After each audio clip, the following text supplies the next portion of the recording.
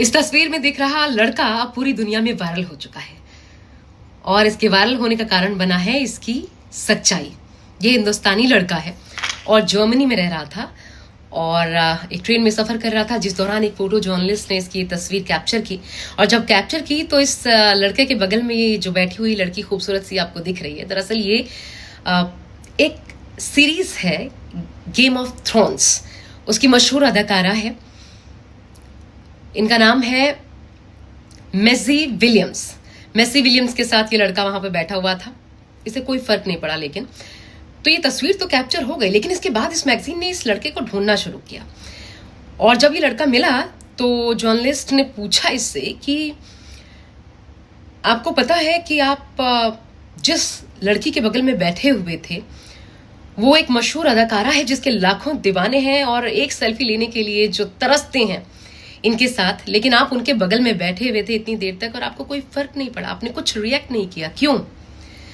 तो वो लड़का बड़े अदब के साथ और बड़ी सच्चाई के साथ कहता है कि जब आपके पास किसी देश में रहने का परमिट तक नहीं है, आप अवैध तरीके से रह रहे हो, जब आप रोजाना इसी तरीके से अवैध तरीके से ट्रेन में सफर कर रहे हो, आपकी जेब में 1 यूरो भी ना हो, तो इससे क्या फर्क पड़ता है कि आपके बगल में कौन बैठा हुआ है।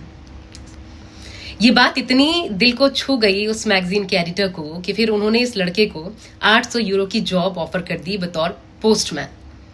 और जो लड़का एक दिन पहले तक अवैध तरीके से रह रहा था देश में, वो वैध तरीके से रहने के लायक बन गया जर्मनी में।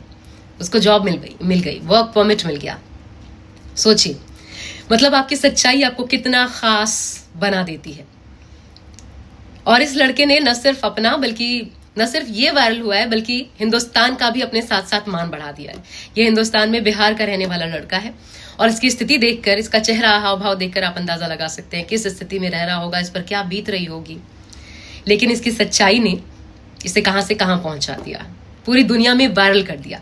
शायद इसलिए हमारे बड़े बुजुर्ग कह गए हैं कि सच्चाई से आपका भला हो ना हो, आपका खराब कभी नहीं हो सकता। इसलिए सच्चाई का दामन कभी मत छोड़ो। ये खबर ये अपने बच्चों को जरूर बताइएगा। बहुत छोटी सी स्टोरी में बहुत बड़ी सीख है और इसे ही शायद कहते हैं डेस्टिनी, नियति, कि इसको किस जरिए क्या हासिल होना है, ये सब कुछ पहले से तय होता है।